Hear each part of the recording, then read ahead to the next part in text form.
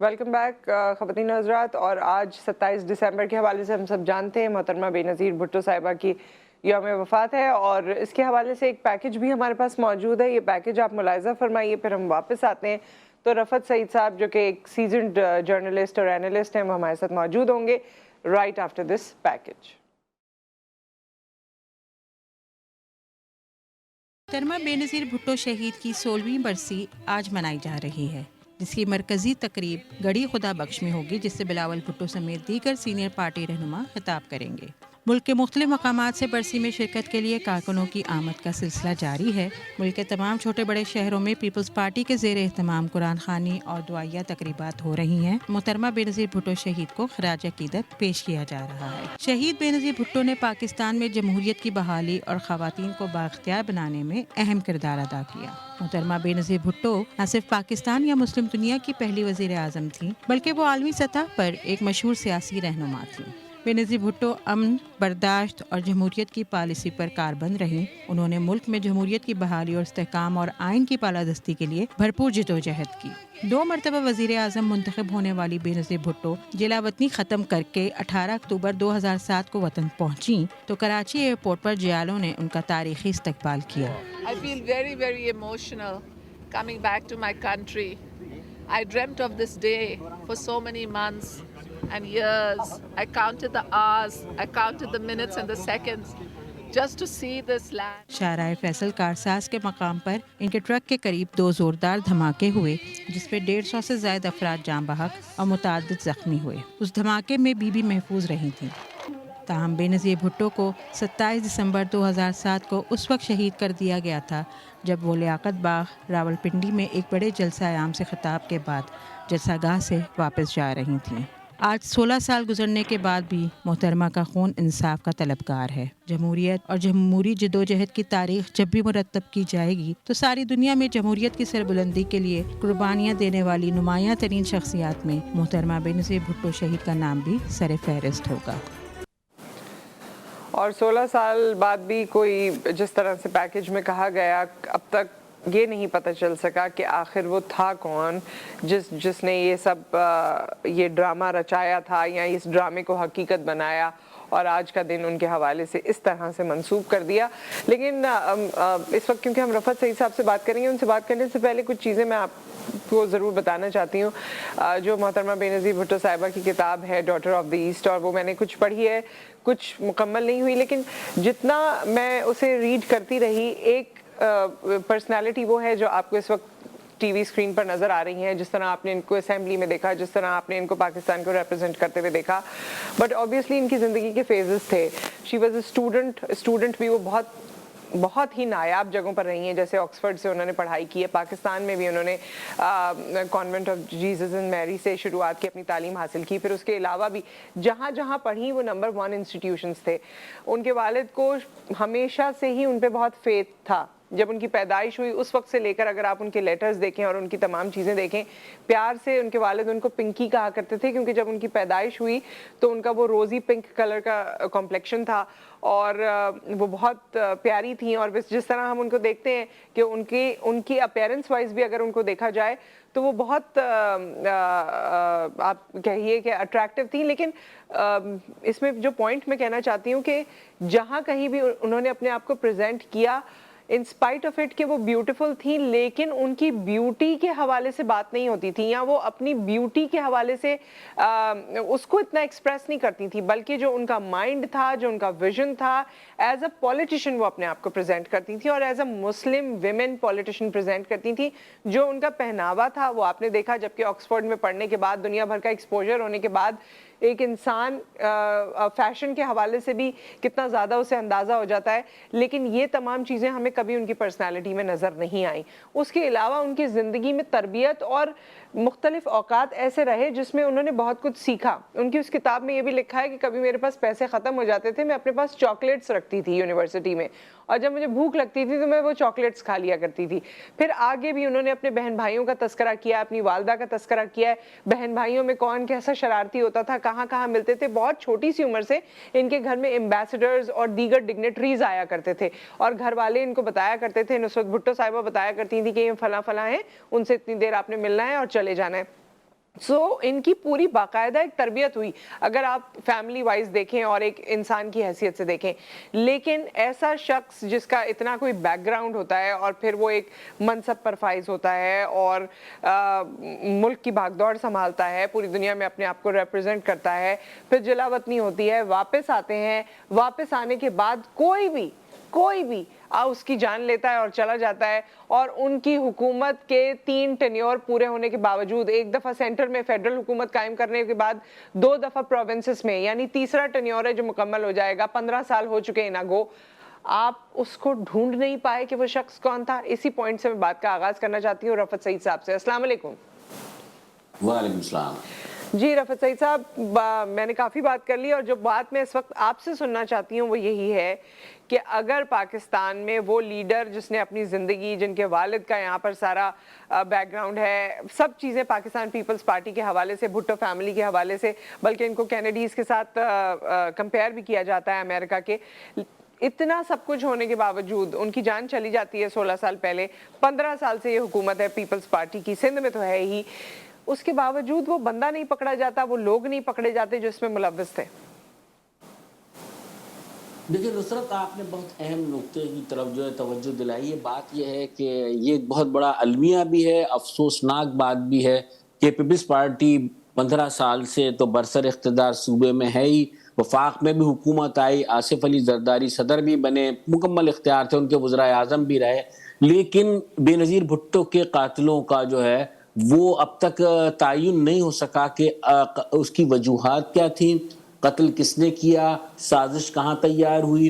تو لگتا ایسا ہے کہ جب بھی پیپلز پارٹی برسر اختیار آتی ہے تو اس مقدمے پر سے توجہ ہٹ جاتی ہے, اور اب تو بہت سارے شواہد جو ہیں وہ ضائع بھی ہو چکے ہیں, اور بہت جسے کہتے ہیں کہ ہم برسی کے موقع پہ ہی عموماً جو ہے ترانے بھی پڑھ لیتے ہیں, نظمیں بھی پڑھ لیتے ہیں, اور ایک دن قبل جا کر ان کی قبر پر حاضری بھی دے لیتے ہیں. تو یہ سارے وہ لوازمات ہیں جو کہ برسی کے موقع پر کیے جاتے ہیں, اور جو محترمہ بینظیر بھٹو کے لیے بھی ہو رہے ہیں اور آج بھی ہوں گے. تو رفعت لیکن صاحب کسی نے اس میں پھر ول کی کمی ہے کیا؟ 15 سال ہو گئے, جو چیزیں کرنی ہوتی ہیں وہ تو ہو جاتی ہیں. بھٹو صاحب کا مقدمہ کتنے لوگوں کی پیدائش سے بھی پہلے کا ہے, لیکن وہ مقدمہ کھل گیا ہے, آج کل اس پہ بات ہو رہی ہے.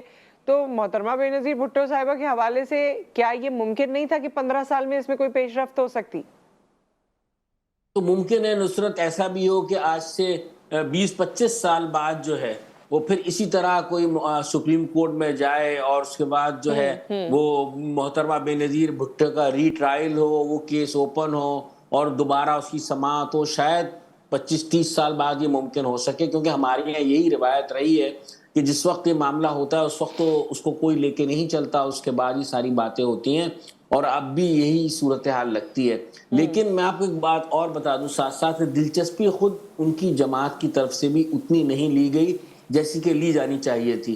کیونکہ اس وقت جس وقت یہ واقعہ ہوا, جہاں حکومت بھی جو ہے وہ پاکستان پیپلز پارٹی کی تھی, بعد میں بھی پیپلز پارٹی برسر اقتدار آئی, تو اس کو بہت سنجیدگی سے لیا جا سکتا تھا, اور بہت سارے بین الاقوامی محرکات ہیں ان کے قتل کے پیچھے, وہ تمام چیزیں سامنے آتی. اور عموماً ایسے قتل جو ہیں وہ کھلا نہیں کرتے ہیں. لیاقت علی خان کا قتل بھی آپ کے سامنے ہے, دیگر اور دنیا کے جو سیاسی رہنما قتل ہوئے ان کے معاملات بھی آپ کے سامنے ہیں. تو کبھی بھی ایسا نہیں ہوا کہ کسی بڑے رہنما کے قاتلوں کا انکشاف اس طرح ہوا ہو جس طرح دیگر لوگوں کا ہوتا ہے. تو یہ بھی مقدمہ اسی طرح سے رہے گا, ہم یہ کہتے رہیں گے. اور اسی وجہ سے نہیں ہوتا کیونکہ اس کے پیچھے جو کڑیاں ہیں وہ بہت مضبوط ہیں, اسی لیے اس بات کو دبا دیا جاتا ہے نا. دیکھیں جب اتنا بڑا لیڈر ہوتا ہے تو اس کے پھر آپ کو خود بھی اندازہ ہے کہ پھر اس کے محرکات بھی کچھ اور ہوتے ہیں, اور اس کے پس منظر میں بھی کچھ اور لوگ بھی ہوتے ہیں جن کے کھلنے سے پھر آپ کو خود اندازہ ہے کہ کیا ہوتا ہے سیاست میں. تو یہ بھی قتل اسی طرح کا ایک قتل ہے. لیکن بہرحال یہ ضرور ہوا کہ آپ ایک بہت عظیم لیڈر سے محروم ہو گئے, اور واقعتاً ان میں وہ قائدانہ صلاحیتیں تھیں, وہ سوچ تھی, وہ فکر تھی. اور جیسا کہ آپ نے اپنی گفتگو میں بھی ذکر بھی کیا کہ ان کی تربیت بہت شروع سے ذوالفقار علی بھٹو نے کی تھی, جس کی وجہ سے ہی ان میں یہ نکھار آیا تھا. اور بہت ہمبل خاتون تھی, میں تو یہی کہوں گا جتنا میرا ان سے واسطہ رہا یا جب بھی ان سے انٹریکشن ہوا تو کہیں ان میں آپ یہ دیکھیں کوئی تکبر محسوس نہیں ہوتا تھا گفتگو کرتے میں, اور انتہائی میڈیا فرینڈلی خاتون تھیں وہ. اور جو کہ شاید اب جتنا آپ کی زبانی ہم نے سنا ہے، بہت سے لوگوں نے ان کے ساتھ وقت گزارا. ظفر ہلالی صاحب کے ساتھ میں نے ایک دفعہ پروگرام کیا، وہ کافی ان کے ساتھ رہا کرتے تھے، ایمبیسڈر بھی تھے. وہ ہمیشہ ان کے بارے میں نے یہ سنا کہ وہ آرگیومنٹ کو ڈس لائک نہیں کرتی تھیں، وہ چاہتی تھی کہ آپ ان سے آرگیومنٹ کریں. آپ اگر اپنی رائے مختلف رکھتے ہیں تو آپ انہیں بتائیں کہ آپ کی رائے میں اختلاف کیوں ہے. تو she was open to ideas, she was open to arguments. دیکھیں میں آپ کو ایک چھوٹی سی مثال دیتا ہوں کہ میں اس زمانے میں ایک ہفت روزہ میں کام کرتا تھا، وہ ان کے شدید مخالف پرچوں میں ان کا شمار ہوتا تھا. اس میں اسٹوریز بھی ہوئیں، پاکستان پیپلز پارٹی کے خلاف بھی ہوئیں، خود محترمہ بینظیر بھٹو کے خلاف بھی ہوئیں. لیکن جب ان کو یہ معلوم ہوا کہ میرا تعلق جو ہے اس ادارے سے ہے تو ان کا رویہ کبھی میرے ساتھ خراب نہیں رہا. ہمیشہ وہ آرگومنٹ کرتی تھیں اور بلکہ اس پہ سوال کرتی تھی. بلکہ ایک بڑا مشہور مقدمہ تھا جس میں نیکلس والا معاملہ تھا، نیوی کے سابق سربراہ ایڈمرل منصور الحق والا معاملہ تھا. تو اس پہ ایک دفعہ ایئرپورٹ پر جب میرا ان کا سامنا ہوا تو باقاعدہ انہوں نے مجھ سے بہت سارے سوالات کیے کہ مجھے آپ نے یہ الزام کیسے عائد کیا، آپ نے کیسے بات کی. لیکن کہیں یہ ظاہر نہیں ہوتا تھا کہ ان کو آپ سے کوئی مخاصمت ہے یا وہ آپ کو ناپسند کر رہی ہیں، ڈس لائک کر رہی ہیں، بلکہ وہ زیادہ اور ہمبل طریقے سے بات کرتی تھی، آرگومنٹ کرتی تھی، پوچھتی تھی اور اپنی جو بات کہنا ہوتی تھی، اپنا موقف دینا ہوتا تھا وہ ضرور دیتی تھی. اور ہر آدمی سے ان کے تعلقات اس کی سطح پر ایک بہت اچھے طریقے سے ہوتے تھے. ایک مثال میں اور دوں گا. جس وقت کہ میں وائس آف جرمنی کے لیے کام کیا کرتا تھا، جب مجھے جرمن نشریاتی ادارے کے لیے ان کے انٹرویو کی ضرورت تھی، وہ گھر کے اپنے حصے میں جا چکی تھی. منور سہروردی مرحوم زندہ تھے، ان کے ذریعے ہمارا رابطہ ضرور ہوتا تھا. میں نے اس سے درخواست کی کہ مجھے ہر صورت میں محترمہ کا انٹرویو چاہیے، چاہے 5 منٹ کے لیے وہ بات کریں. بہرحال میں بلاول ہاؤس پہنچ گیا. وہ اوپر سے آئیں، تھوڑی سی ناراض سی کہ آپ وقت پر نہیں آتے، یہ نہیں آتے، لیکن انہوں نے انکار نہیں کیا. وہ فوری طور سے بیٹھی، انہوں نے میرا مسئلہ حل کیا اور اس کے بعد مجھے وہ انٹرویو دیا، اس کے بعد وہ چلی گئی. تو اب میں اس سے اندازہ کر سکتا ہوں کہ وہ کتنا فیسیلیٹیٹ کرتی تھی میڈیا کو. آرگومنٹ کرنے والی خاتون تھی، بات کرنے والی خاتون تھی، اور واقعتاً ہم یہ کہہ سکتے ہیں کہ ہم ایک عظیم لیڈر سے محروم ہوئے. اور بلکہ میں نے ان کی کتاب میں بھی اکثر جگہ پر پڑھا کہ جہاں ان کا جس سے اختلاف تھا وہ انہوں نے برملا اس کا اظہار کیا. انہوں نے سب لوگوں کے نام کوٹ کیے. جہاں جہاں ان کی تکرار تھی اس وقت بھی، جس طرح آمریت کے حوالے سے یا دیگر لوگوں کے حوالے سے، وہ تمام چیزوں کے بارے میں بہت اوپن تھیں اور اوپنلی اس کا ذکر اسمبلی میں بھی کرتی تھیں، اپنی پارٹی میں بھی کرتی تھیں. جو پلیٹ فارم ان کو ملتا تھا وہاں اس کا وہ اظہار بھی کرتی تھیں. بالکل. وہ دیکھیں بین الاقوامی سطح پر ان کی جو پذیرائی تھی اس کا اندازہ آپ اس بات سے لگا لیں کہ جب وہ وطن واپس آ رہی تھیں تو جرمنی کا ایک بڑا مشہور پریسٹیجیس میگزین ہے شپیگل، اس کی جو فورن ڈیسک ایڈیٹر تھی وہ ان سے انٹرویو کرنا چاہتی تھی. تو میرے پاس کوئی ذریعہ نہیں تھا. میں نے واجد شمس الحسن مرحوم سے یہ کہا کہ وہ انٹرویو کرنا چاہتی ہے اور وہ ان کے ساتھ سفر کرنا چاہتی ہے وہاں سے. انہوں نے کہا تو مجھے تھوڑا سا ٹائم دو. میں نے انہیں بتایا، کیونکہ وہ اس میگزین کی اہمیت اور افادیت کو سمجھتی تھی، لہٰذا محترمہ نے دبئی سے جب وہ فلائٹ کیا تو وہ ان کے ساتھ تھی. اس نے ان کا انٹرویو کیا. یہ 18 اکتوبر کو جب وہ یہاں اتر رہی تھی اس وقت کا واقعہ ہے. اور انہوں نے بہت اچھے طریقے سے بات کی، انٹرویو بھی دیا. تو وہ بین الاقوامی میڈیا میں جو ان کی پذیرائی تھی، میرے خیال میں اس کے بعد پھر کسی لیڈر کو نہیں مل سکی. لوگ کہتے ہیں کہ عمران خان کی بات کرتے ہیں، لیکن عمران خان کا اور محترمہ بینظیر بھٹو کا موازنہ نہیں کیا جا سکتا. میں نے خود وائٹ ہاؤس ایک آخری بات ضرور کرنا چاہوں گی ورنہ بات مکمل نہیں ہوگی. مجمع میں بھی وہ اپنے کارکنوں کو ناموں سے بلاتی تھیں. سعید غنی صاحب سے میری کتنی دفعہ گفتگو ہوئی اور بلکہ ہمیشہ ہی ان کی آنکھوں میں آنسو آ جاتے ہیں جب وہ یہ بات بتا رہے ہوتے ہیں کہ جب وہ کارکن بھی تھے تب بھی وہ آواز دیتی تھی اور کتنے لوگوں کو ناموں سے یاد رکھتی تھی، کتنے لوگوں کو ریلیٹ کرتی تھی. گھر میں کوئی تقریب ہے اس حوالے سے ہر چیز کو یاد رکھنا، اس کو نبھانا، یہ تمام کوالٹیز بھی تھی ان کے اندر. بالکل ان میں تمام کوالٹیز تھیں. لیکن میں ایک بات معذرت کے ساتھ کہوں گا کہ ان کے صاحبزادے ہیں، مجھے وہ صلاحیت نظر نہیں آتی. ہاں میرا یہ ذاتی رائے ہے، میرا ذاتی خیال ہے کہ ان کی صاحبزادی آصفہ بھٹو جو ہے ان میں بہت جھلک نظر آتی ہے محترمہ بینظیر بھٹو کی. اور رکھ رکھاؤ والی بات، لوگوں کے تعزیت کے لیے جس طرح سے وہ جاتی ہیں बात करने का अंदाज, उनका दुपट्टा पहनने का अंदाज, जी, वो बिल्कुल। सब चीजें मोहतरमा की झलक उनमें बहुत ज्यादा है। बिलावल भुट्टो में मुझे उन चीजों की कमी नजर आती है लेट्स फिलहाल। सी कि आगे क्या होता है इस हवाले से। Thank you so much Rafat साहब, बहुत फ्रूटफुल सेशन ये आपके साथ रहा। और ब्रेक पर जाने से पहले एक और बात मैं बताना चाहती हूँ, उन्होंने अपनी किताब में ही लिखा है और ये बात मैं तमाम खवातीन को खुसूसी तौर पे बताना चाहती हूँ। ये मुझे हमेशा फील होता था कि जब एक औरत प्रोफेशनली कुछ कर रही होती है और फिर वो उम्मीद से होती है, यानी प्रेगनेंसी के दौर से गुजरती है, तो उसके लिए बहुत सारी राहों में रुकावटें लोग क्रिएट करते हैं कि जी अब तो इसने छुट्टी पे चले जाना है, ये वो 10,000 चीज़ें।